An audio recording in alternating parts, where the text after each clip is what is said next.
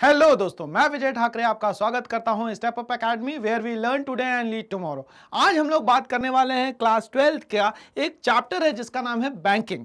उसमें दो टर्म आते हैं जो जनरली कंफ्यूज कर देते हैं बच्चों को। और माय डियर बच्चों, मित्रों, क्या याद रखना है मुझे? वो दो टर्म, पहला जो टर्म है उसका नाम है रेपो रेट और दूसरे का नाम है रिवर्स रेपो रेट। अब ये ट्रिपल आर और डबल आर क्या होता है भाई, समझते हैं हम लोग। तो रेपो रेट क्या होना चाहिए? मतलब एक ऐसा रेट जब बैंकों को इमरजेंसी में पैसे की जरूरत पड़े और सेंट्रल बैंक बोले जा भैया तू ले जा, ठीक है। तो इमरजेंसी के टाइम पे जो शॉर्ट ड्यूरेशन के लिए बैंक को जो पैसा मिलता है, किससे? पप्पा से। पप्पा कौन है यहाँ पे पैसों के? आरबीआई। तो आरबीआई किसको देगा? किसको? कमर्शियल बैंकों को जो पैसा देगा उसको क्या बोलेंगे हम लोग यहाँ पे? Repo rate. अब बैंकों ने पैसा बहुत सारा इकट्ठा कर लिया, सैलरी आ गई बहुत सारी जगह से, अलग अलग जगह से, अब पैसा बहुत सारा इकट्ठा हो गया। अब ये क्या करे? रिस्क नहीं ले सकता, तो ये अपना पैसा उठा के किसके पास दे देगा? सेंट्रल बैंक के पास, सुप्रीम बॉडी के पास, एपेक्स बैंक हमारा जो कौन सा है, आरबीआई, उसके पास ये पैसा रख देगा। तो उस पे मिलने वाला जो रेट रहेगा उसको क्या बोलेंगे हम लोग? Reverse repo rate. और ये हर क्वार्टर में चेंज होता रहता है। तो आइए हम लोग स्टार्ट करते हैं repo rate versus reverse repo rate पे। अभी कितना चल रहा है? तो 5 मई 2022 के हिसाब से देखा जाए तो रेपो रेट जो है वो है 4.40%। मतलब बैंकों ने जो पैसा लिया किससे? सेंट्रल बैंक से, मतलब आरबीआई से, उसको चुकाना है किस रेट के हिसाब से? 4.40% के हिसाब से, ठीक है। और रिवर्स रेपो रेट की बात करें तो ये लगभग कितना है?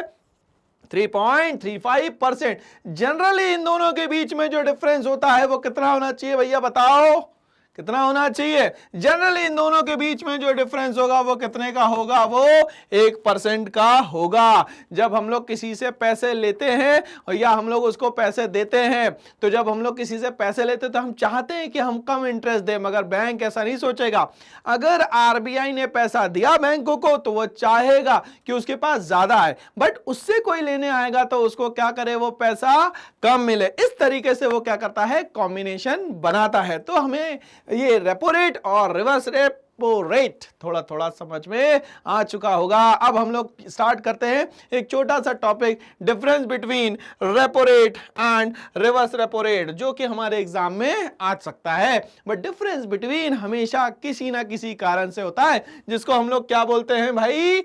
बेसिस। तो किस बेसिस पे रेपो रेट और रिवर्स रेपो रेट अलग अलग होते हैं ये समझेंगे। तो सबसे पहले हम लोग स्टार्ट करते हैं इसका डिफरेंस, जो कि मीनिंग से स्टार्ट होता है। चलिए समझते हैं एक एक वर्ड को, एक एक चीज को, ताकि एग्जाम में जो भी लिखे वो 100% स्कोर करने में हमारी मदद करे। Okay, repo rate is the rate at which, repo rate एक ऐसी रेट है जिस पे सेंट्रल बैंक, कौन है भाई? पप्पा। पप्पा है भाई आरबीआई। सेंट्रल बैंक का मतलब क्या है? RBI, Reserve Bank of India. Okay, grant loan to the commercial bank, ये क्या करेगा? लोन देगा किसको? कमर्शियल बैंक्स को, फॉर अ शॉर्ट पीरियड। हो सकता है वो शॉर्ट पीरियड 60 दिन हो, 90 दिन हो, 45 दिन हो। शॉर्ट ड्यूरेशन में, इमरजेंसी की कंडीशन में जो पैसे की रिक्वायरमेंट किसको लग गई? बैंकों को। और रिक्वायरमेंट कौन करते हैं भाई? पप्पा ही तो पूरे करते हैं। चलिए, अगेंस्ट गवर्नमेंट सिक्योरिटीज, मगर उसके लिए आपको कुछ ना कुछ तो गिरवी रखना ही पड़ेगा। तो ये बात करी हम लोगों ने किसकी?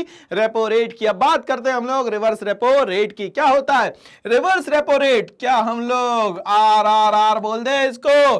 क्या इसको ट्रिपल आर बोल दे भाई हम लोग? चलिए, reverse repo rate is the rate at which the commercial banks, जो भी कमर्शियल बैंक है, grant loan to the central bank of India. मतलब ये अपना पैसा उठा के किसके पास रख दे?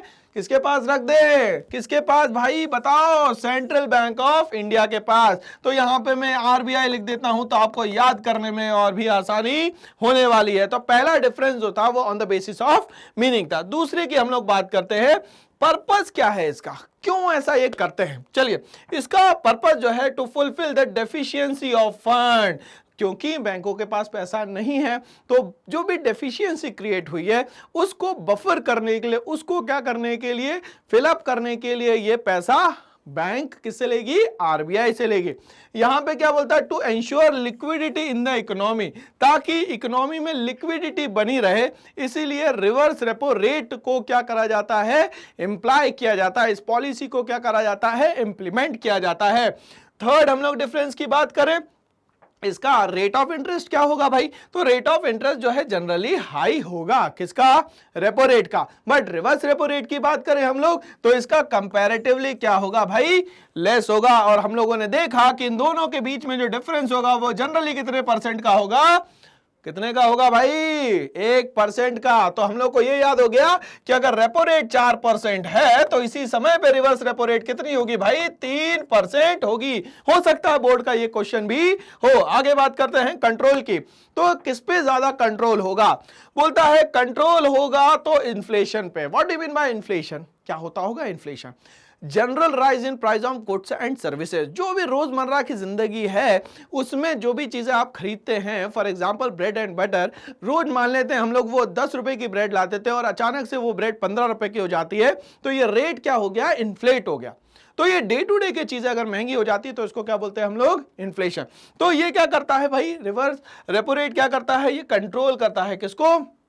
इन्फ्लेशन को। ये क्या करता है भाई? तो बोलता है कि ये मनी सप्लाई को कंट्रोल करता है इकोनॉमी में। तो इकोनॉमी में जो भी मनी सर्कुलेट हो रही है उसको कंट्रोल करने का तरीका क्या है? Reverse repo rate. कैसे? क्योंकि बैंकों के पास जो एक्स्ट्रा पैसा था वो अब किसके पास है? आरबीआई के पास। आरबीआई बोले तो पप्पा के पास पैसा रखा हुआ है तो बच्चा अब ज्यादा खर्चे नहीं कर सकते आप लोग। तो ये कंट्रोल करता है किसको? मनी सप्लाई को इकोनॉमी में। ठीक है, अब आगे बात करता है चार्ज ऑन रीपर्चेज एग्रीमेंट। किस पे चार्ज होगा? तो ये रीपर्चेज एग्रीमेंट पे चार्ज होगा। और ये किस पे होगा? रिवर्स रीपर्चेज एग्रीमेंट पे चार्ज होने वाला सिस्टम है। तो यहां हम लोगों ने देखा कि difference between repo rate and reverse repo rate क्या होता है। ऐसे ही सब वीडियो के लिए आप लोग हमारे साथ बने रहिए। लाइक, शेयर और सब्सक्राइब करें चैनल को और विजिट करें ये वेबसाइट। यहां पे सारे कंटेंट अवेलेबल है क्लास 6 से लेकर क्लास 12 तक के, और जितने भी कॉम्पिटिटिव एग्जाम्स हैं उन सब का कंटेंट और बेस्ट टीचर्स यहां पे अवेलेबल है। Thanks for watching all.